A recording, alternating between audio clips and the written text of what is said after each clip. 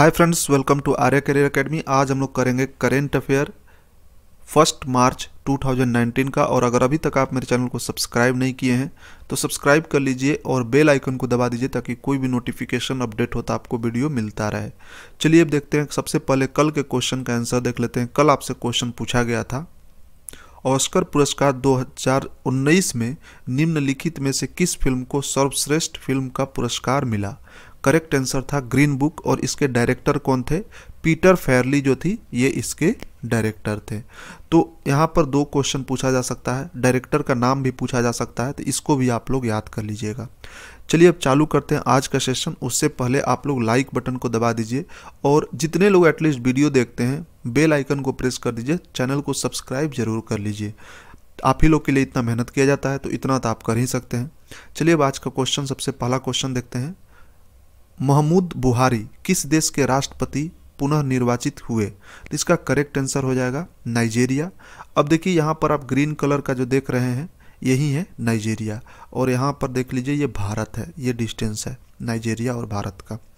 तो यहाँ का गवर्नमेंट कैसा है? फेडरल प्रेसिडेंटियल रिपब्लिक है। प्रेसिडेंट आपको बता चुके हैं, महमूद बुहारी हैं। वाइस प्रेसिडेंट जो है येमी ओसिनबाजो हैं। सेनेट प्रेसिडेंट कौन है? बोकालो सराकी हैं। हाउस स्पीकर हैं याकाबू डोगरा। या चीफ जस्टिस वहाँ के कौन है? वाईएस नकानू ओनगेन। ये सारा कुछ एटलीस्ट आपको प्रेसिडेंट और वाइस प्रेसिडेंट ये दोनों तो याद करना पड़ेगा, क्योंकि ये एग्जाम पॉइंट ऑफ व्यू से बहुत इंपॉर्टेंट है। ठीक है, तो ये दोनों आप लोग याद जरूर कर लीजिएगा। चलिए क्वेश्चन नंबर 2 देखते हैं। किसे हाल ही में एनबीटी का निर्देशक नियुक्त किया गया है? करेक्ट आंसर हो जाएगा गोविंद प्रसाद शर्मा। क्वेश्चन नंबर 3 देखते हैं। वेस्ट इंडीज के क्रिस गेल अंतर्राष्ट्रीय क्रिकेट में 500 और वनडे क्रिकेट में कितने छक्के जड़ने वाले दुनिया के पहले खिलाड़ी बन गए हैं? इसका करेक्ट आंसर ए है 300 छक्के। मतलब अंतर्राष्ट्रीय क्रिकेट में 500 छक्के मारे हैं और वनडे क्रिकेट में इन्होंने 300 छक्का मारा है। और यहाँ पर एक चीज़ और आपको पता होना चाहिए कि इस बार का वर्ल्ड कप खेलने के बाद ये वनडे से संन्यास का घोषणा कर चुके हैं। चलिए देखते हैं नेक्स्ट क्वेश्चन। क्वेश्चन नंबर 4 है, युवा सहकार योजना किसके द्वारा आरंभ की गई? तो इसका करेक्ट आंसर हो जाएगा डी, एनसीडीसी इसका करेक्ट आंसर हो गया। क्वेश्चन नंबर 5 देखते हैं। भारत के सौरभ चौधरी और मनु भाकर ने दिल्ली में जारी शूटिंग विश्व कप में कितने meter air pistol mix team event का स्वर्ण पदक जीत लिया है? इसका करेक्ट आंसर हो जाएगा 10 मीटर। ठीक है, अब थोड़ा सा हम लोग इसके बारे में इंटरनेशनल शूटिंग स्पोर्ट फेडरेशन जो वर्ल्ड कप यहाँ पर इंडिया में न्यू दिल्ली में हो रहा है उसके बारे में कुछ देख लेते हैं। ठीक है, ये जो कब फॉर्म हुआ था 1907 में फॉर्म हुआ था। ये आपसे पूछा जाता है कि आईएसएसएफ कब फॉर्म हुआ था 1907 में। इसका हेडक्वार्टर कहाँ पर है? तो मुनिच जर्मनी में इसका हेडक्वार्टर है। इसके प्रेसिडेंट कौन है? तो व्लादिमीर निशिन जो है ये इसके प्रेसिडेंट हैं। ये सारा चीज़ आपको पता होना चाहिए। मेंबरशिप टोटल 150 रीजन जो है मेंबरशिप में है इसके। नेक्स्ट क्वेश्चन देखते हैं। क्वेश्चन नंबर 6, कौन से भारतीय विकेट कीपर बल्लेबाज ऑस्ट्रेलिया के खिलाफ दूसरे टी20 के दौरान अंतर्राष्ट्रीय क्रिकेट में 350 छक्के जड़ने वाले पहले भारतीय खिलाड़ी बन गए हैं? तो इसका करेक्ट आंसर हो जाएगा एमएसडी महेंद्र सिंह धोनी। ए आपका करेक्ट आंसर हो गया। क्वेश्चन नंबर 7 देखते हैं। 4G के लिए पहला स्वदेशी सेमीकंडक्टर चिप विकसित करने वाली देश की पहली कंपनी कौन सी है? तो इसका करेक्ट आंसर हो जाएगा डी, सिग्नल चिप हो गया। और आपको पता होना चाहिए कि चिप बनाना इतना मुश्किल काम है कि थोड़ा सा इतना छोटा सा होता है और उसमें वो VLSI का यूज होता है। ठीक है, जब आप वेरिलॉग का उसमें यूज किया जाता है, बहुत ही कठिन होता है, उसमें बहुत प्रिकॉशन के साथ बनाया जाता है। 4G चिप अभी तक इंडिया में नहीं बन रहा था, बाहर से लाया जाता था, मगर अब इंडिया में बनने चालू हो गया है। क्वेश्चन नंबर 8 देखते हैं। मानव संसाधन विकास मंत्री प्रकाश जावड़ेकर ने युवाओं के कौशल विकास के जरिए उन्हें काबिल बनाने के लिए किस पोर्टल का लॉन्च किया है? इसका करेक्ट आंसर हो जाएगा श्रेयस। आप देख सकते हैं यहाँ पर श्रेयस को लॉन्च किया गया है। चलिए देखते हैं नेक्स्ट क्वेश्चन। क्वेश्चन नंबर 9 है, हाल ही में किस राज्य सरकार द्वारा परिवार समृद्धि योजना की घोषणा की गई है? यह योजना सरकार ने राज्य के किसानों और आर्थिक रूप से कमजोर लोगों को लक्षित करते करके चलाई है। तो इसका करेक्ट आंसर हो जाएगा हरियाणा। आपको पता है समृद्धि योजना कुछ ही दिन पहले चालू हुआ है, तो ये धीरे धीरे बाकी सब स्टेट में लॉन्च होने चालू हो गया है। चलिए देखते हैं क्वेश्चन नंबर 10। रक्षा मंत्री निर्मला सीतारमण ने नेतृत्व वाली रक्षा खरीद परिषद ने हाल ही में करीब कितने रुपए की रक्षा उपकरणों की खरीद की मंजूरी दे दी है? इसका करेक्ट आंसर हो जाएगा बी, 2700 करोड़ रुपया का आपको आवंटन किया गया है।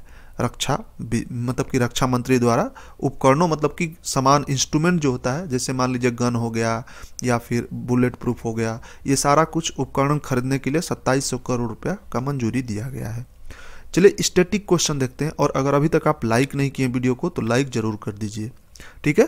तो चलिए अब स्टैटिक क्वेश्चन, सबसे पहला क्वेश्चन है plants growing on rocks are called, चट्टानों पर उगने वाले पौधे क्या कहलाते हैं? इसका करेक्ट आंसर हो जाएगा लिथोफाइट्स, इसको बोला जाता है। आप देख सकते हैं कि जो बड़े बड़े पहाड़ होते हैं, चट्टान होते हैं, बिना मिट्टी का कहीं कहीं पर पौधा जो उग जाता है उसको क्या बोलते हैं? ये 2-3 जगह पर एग्जाम में पूछा जा चुका है, तो इसको बोलते हैं लिथियोफाइटस। चलिए देखते हैं next question. BMD test is held for the diagnosis of, BMD test dash के रोग निर्णायक के लिए किया जाता है, तो इसका करेक्ट आंसर हो जाएगा ओस्टियोपोरोसिस, ठीक है। ओस्टियोपोरोसिस आपको के लिए किया जाता है। जैसे कि आप एड्स के लिए क्या करते हैं, एलिसा टेस्ट होता है, उसी तरह बीएमडी टेस्ट के लिए होता है ओस्टियोपोरोसिस। ये हड्डी में जो रोग होता है ना, उसके लिए इसको डायग्नोसिस किया जाता है। ओस्ट्रियो का मतलब ही होता है बोन।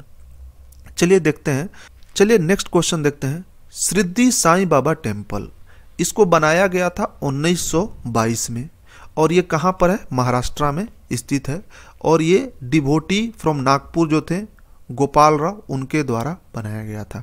चलिए देखते हैं next question. Lord Jagannath temple कब बनाया गया था? 1611 में। उड़ीसा में है, पूरी एक जगह है, वहाँ पर यह टेम्पल स्थित है, और इंडाडी उमना के द्वारा बनाया गया था। नेक्स्ट क्वेश्चन देखते हैं, उससे पहले आप अगर अभी तक आप लाइक नहीं किए तो लाइक कर दीजिए और सब्सक्राइब जरूर कर दीजिए, बेल आइकन दबा दीजिए। देखिए इतना सारा मेहनत आप ही लोग के लिए किया जाता है, तो आशा है कि जो हम लोग आपको प्रोवाइड करते हैं उसके बदले आप लोग थोड़ा सा, देखिए जितना आप लोग लाइक बटन दबाओगे उतने ज़्यादा से ज़्यादा लोग के पास वीडियो पहुँच पाएगा। तो आप लोग लाइक बटन को दबा दीजिए और सब्सक्राइब जरूर कर दीजिए चैनल को।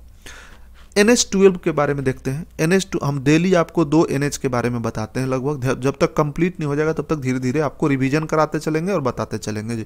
और जो एग्जाम में आया वही बता रहे हैं। आप SSC का क्वेश्चन जब देखोगे तो ये क्वेश्चन पूछा गया था कि NH-12 जो है किस 2 शहर को कनेक्ट करता है? तो जबलपुर और जयपुर को कनेक्ट करता है। नेक्स्ट देखते हैं NH-29। NH-29 जो है वो गोरखपुर से बनारस को कनेक्ट करता है। बनारस जहाँ प्रधानमंत्री का कॉन्स्टिट्यूएंसी है, जहाँ से वो जीत के MP बन के लोकसभा में गए थे।